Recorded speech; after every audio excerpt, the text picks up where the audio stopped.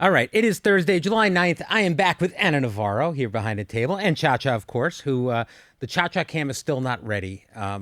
We've got a great team. We have a Webby Award-winning team, but the one thing they can't seem to get ready is the Cha-Cha cam. I am very, very, very disappointed. I am too. Honestly. As is the audience, I think. I think the goal should be... Cha-Cha seems perfectly content. She seems not fine. To have and a cam I'm told her. you can see her in the two-shot, so let's take the two-shot here, and she's there. But the goal should be that they just look at Cha-Cha and hear us. And I think that should be the goal. Or maybe they see you a little bit and then see Cha-Cha when I talk. I don't know. But my goal is to have Cha-Cha sit at the table instead of me. I want her to be the co-host. Well, we did take your kids to work. I mean, it's yeah. like, yeah. She's a bitch. She'll fit right in.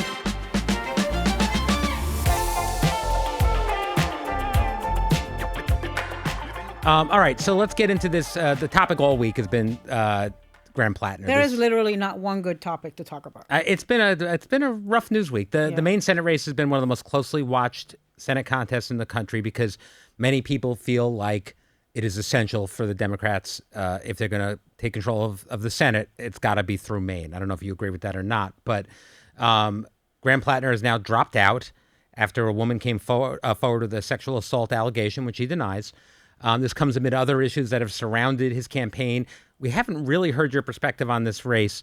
What would you like to see happen next? I would like for Graham Platner to disappear. Yes. I would like him to crawl under a rock and understand that he is persona non grata, that he is disgusting, that nobody wants to hear or see him.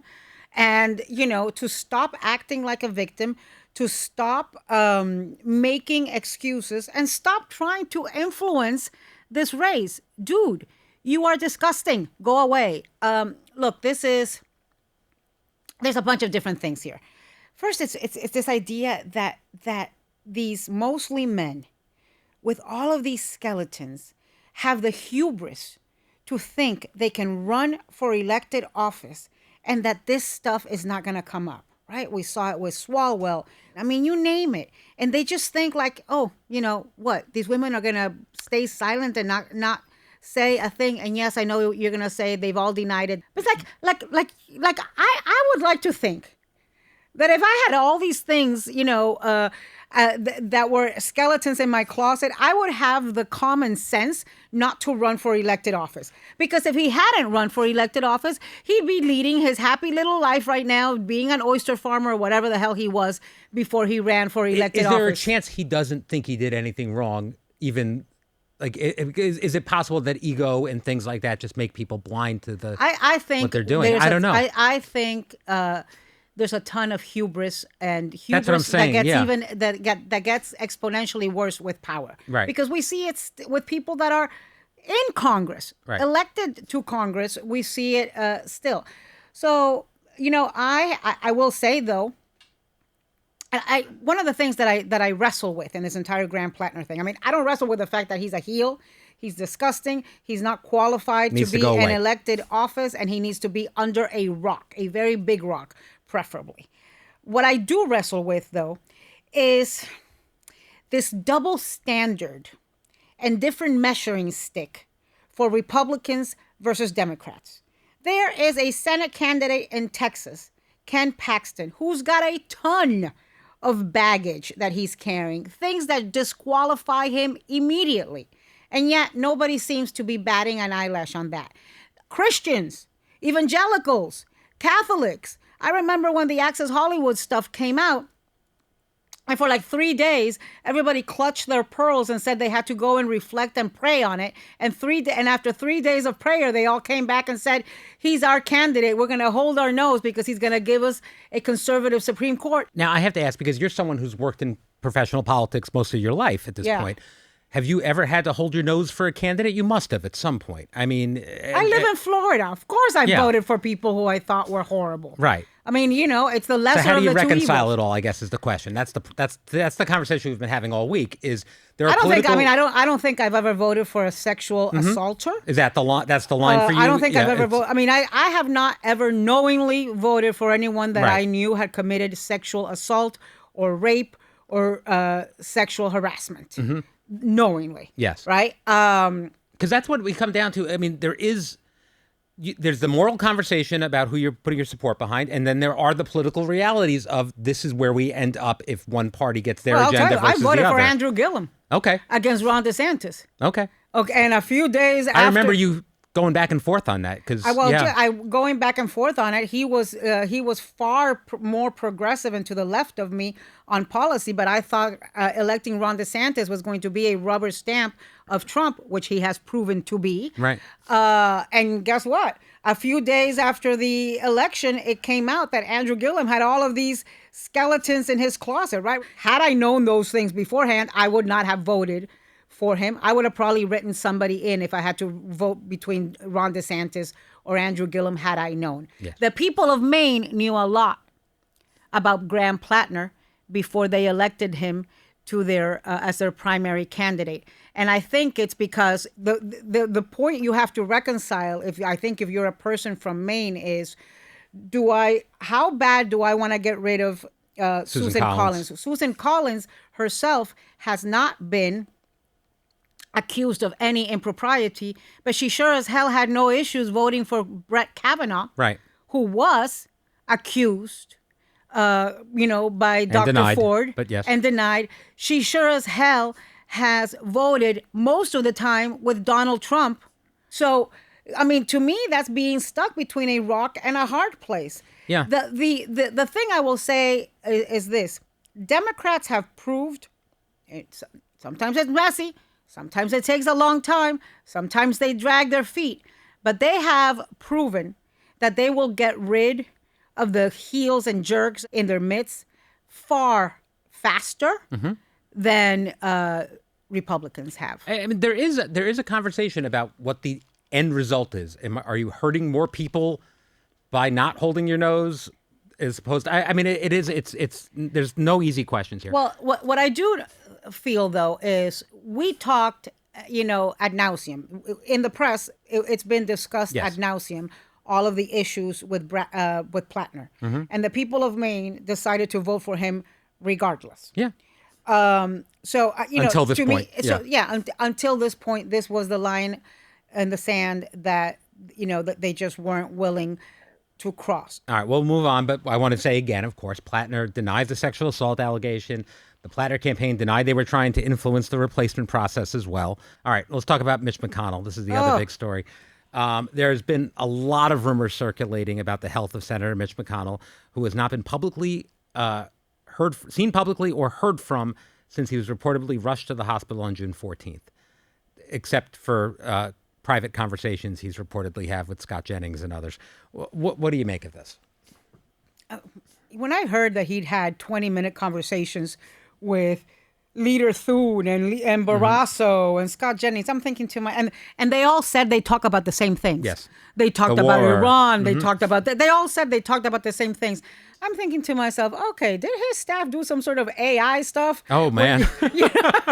That was like my first thought. And then I'm like, okay, Anna, you've now, gone off the cliff. I go to Ferris Bueller's Day Off where they record the, right. Hi, I'm here. Yeah. Yes. I'm like, okay, I wonder if they piece together things from speeches or different things, because it is very strange to me that they all had 20-minute conversations about the exact same topics. Okay. So I enjoy conspiracy theory, Anna. Please tell me that that I'm insane. Please. You are insane. I don't think that happened. That's insane, right? That didn't happen. I think it's easier to believe that people were just making up the conversations. Well, than we have AI. not seen Mitch McConnell speak for 20 minutes and for months, if not years. These are not rumors about Mitch McConnell's health. We have seen him in a steady decline. We have seen, and he's retiring. We have heard report after report after report of him tripping and falling. We have seen him on camera freeze and not be able to follow the conversation. We've seen concerning. him he is obviously in the worst of health. He is not improving. I just think, I think it pisses me off when there are different standards. Again, that's the issue. Different standards, not just between Democrats and Republicans, because, listen, Joe Biden was aged in front of our eyes, was frail in front of our eyes, all of those things. If Joe Biden had disappeared for 3 weeks, if Joe Biden had frozen moments, if Joe Biden, well, I guess maybe you could argue that the debate was a frozen moment, but Joe Biden was the but picture. People acted on it. Yeah. Joe Biden was the picture of health and youth compared to Mitch McConnell. And yes, I admit that is the lowest bar I can think of. But and yet, Republicans went crazy. And again, the same Republicans who were thrashing and trashing and attacking Joe Biden and saying he was unfit to hold office have been okay with Mitch McConnell, who until a few months ago was the majority leader of the Senate, holding office, and they are still okay with him being a representative of the state of Kentucky in the U.S. Senate, 1 of 100. And this is not coming in a vacuum, because remember, it was until a couple of weeks ago that nobody had heard or seen Thomas Keene Jr., right? The congressman from New Jersey who was gone for 3 months without any explanation. And so this is how I feel about it. When you're in elected office, your boss are your voters and your constituents, the people. Those are the people that are paying you. Those are the people that put you there. Those are the people that elected you. Those are the people that are counting on you to represent them. So you owe those people who you represent transparency and an explanation. Because I can think of no other job in America where you could disappear for 3 months or 3 weeks and not give your boss, not give your job an explanation as to where the hell you were. But somehow in Congress, they can get away with doing things that none of us could get away with.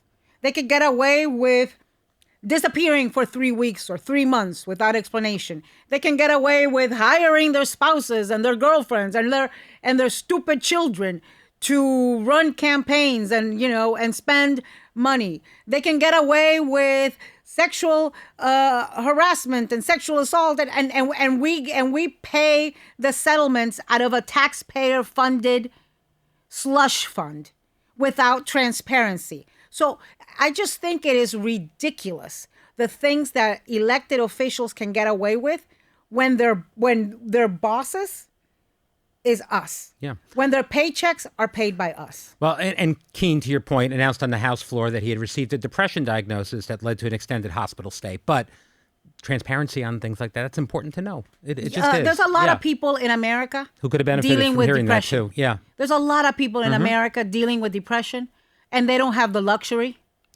of being absent from their jobs for 3 months, getting paid without explanation. Absolutely. There's a lot of people in America without resources, without infrastructure, without staff, without the health insurance that comes with being a member of Congress, that are suffering so many different ailments, mental and physical, and don't have the luxury of disappearing and then being greeted like a conquering hero when you appear 3 months later and finally give some sort of explanation. How long do you think I could get away with not showing up? Oh, not long. Not long. I'm trying to think how many times. I will say that every time Whoopi goes to Italy, I do hold my breath for a minute to make sure she's coming back. If she is. Oh my God, Brian. The volcano. We have to talk about that Monday. It was insane. Monday. Yeah, you're the only one we haven't talked about it with, and you were one of the first to. Well, first of all, you sent me a note saying, "Well, I'm back in America. Don't worry, everything's fine." And then we were talking about Whoopi not being there, and then suddenly the cascading thing started happening, and then you couldn't get out. You were on a plane. Right. I was on a plane, and there was a ground stop in New York, so all the planes got canceled. Yeah. And so, and you were like, "Is early morning an option?" I'm like, "No." Yeah. And then when did you learn that Sarah wasn't coming in? It's 5:30 in the morning on Monday. That was the bad one. I mean, so Whoopi, I knew early and was able to get Joy to come in. Which what was that conversation like? You owe me one. You're gonna owe me one forever, and she's gonna hold it over me forever. Luckily, she'll forget. She'll forget. Yeah, which is good. But I was able to get her to come in the day before, and Whoopi was still on the tarmac at that point. And Joy's like, "Well, I need to know now." So I might have ended up with like 6 of you here. Instead, I had 2. But I said, "All right, Joy, you're coming in." And then so I had Joy you, Sarah, and Sunny, and Alyssa. So I'm like, all right, I've still got 5. And then you were out. And then I said, okay, 4 is not ideal, but we can do the show with 4. We've done the show with 4 before. It's not a problem. And then I lost you that morning. And I'm like, 3 is not going to work. No, Sarah, you lost that Sarah, morning. I'm sorry. Sarah, I lost that morning. And then I'm like, all right, 3 is not good. Like, this is a problem. Do people know that you freak out about these things? I don't know. I freak out all day long of every day. What am I going to do?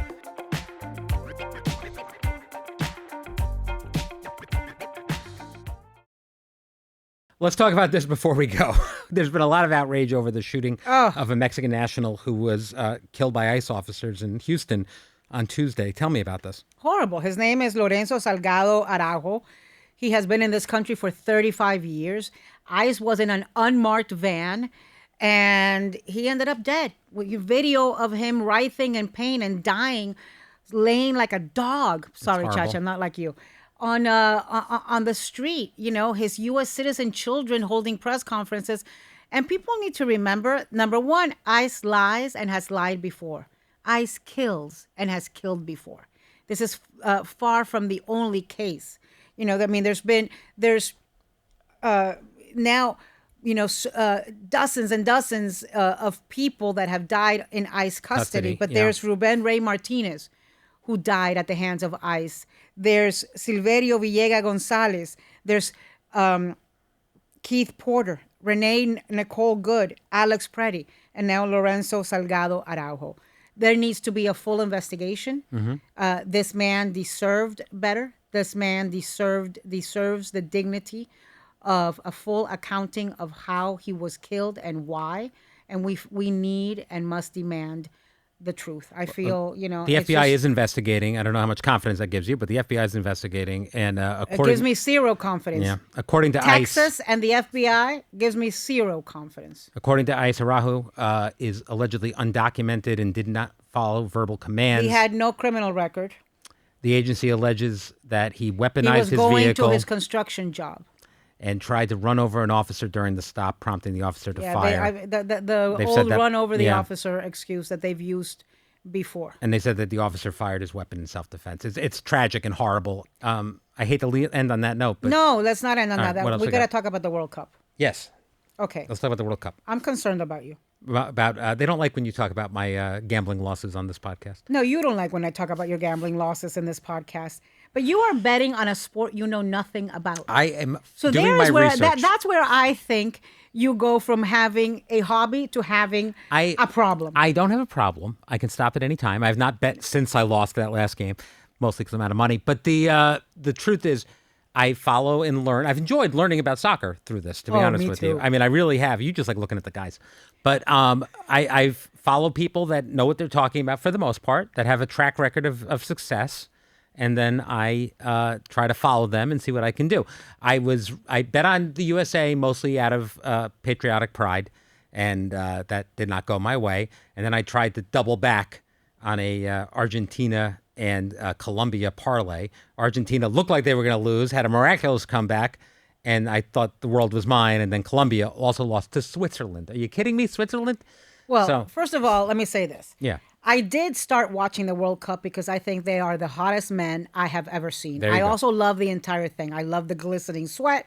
I love how they take their shirts off for some reason or other and exchange shirts. I don't know what that's about, but I'm all for it. Even the umpires, what are they called? Referees. Even the referees are gorgeous in the World Cup. I mean, there's this Slovenian referee who, I would leave the country for. I mean, I would like to offer him citizenship, okay? He's just gorgeous. I mean, everybody, they are in such good shape. Their legs are chiseled. They look like they've been made by Michelangelo and should be, standing in like the statues of them should be on plazas in Florence. But now I've gotten into the sport. So for a while there, I was just like on my iPad watching, and then I would see a gorgeous man and I would stop and look. But now I've actually gotten into the sport because these are very exciting games. Yeah. And so I've been watching all of these games, and it turns out everybody I know is watching these games, right? Because all the Latinos are out of their mind. And so I'm watching the games at the same time as my niece and my nephew who's in Nicaragua, my niece we're all, watching the game at the same time. I am very invested. I don't know what I'm going to do when the World Cup is over. You can watch Ted Lasso. You never watched Ted Lasso. No, I did Oh, watch you did? Ted Okay. Lasso. So that didn't get you into soccer? You needed this? Okay. Oh, that's right. That was about soccer. Yeah. Yeah, no, I'm very much into this, and I am going all in with Messi in Argentina. I love it. All right. Well, listen, we're. Who do you think is gonna win? I mean, I also have. France is the one I'm worried about, but I'm in on Argentina too. We'll see what happens. I hate it when you do that. I know. You follow what I do, and then I if you can't live lose, with the idea feel... that I can't live with the idea that you're going to win a lot of money on something and then I missed out. That's what the problem is. That would bother me. You should have bet that Taylor Swift was getting married at Madison Square Garden. I did know that. Yeah. Which I said over and over again was a great idea. Yeah. All right. Well, thank you for joining me today, Anna. Goodbye. Tomorrow we have a great show with Chef Michael Simon and his wife Liz, and then we'll see you Michael. next week. He cooks incredibly well. He's great. Makes great grape leaves. And we'll see you next week on Behind the Table. Thanks, everybody. Behind the Table is executive produced by Brian Tetta. Supervising producers are Nathan Getty and Summer Shake, with associate producer Emily Darcy and editor Brian Davis. Our director of publicity is Laurie Hogan, and our senior manager of production operation is Enza Dolcenini. From ABC Audio, Trevor Hastings serves as senior producer, with director of podcast programming Josh Cohan.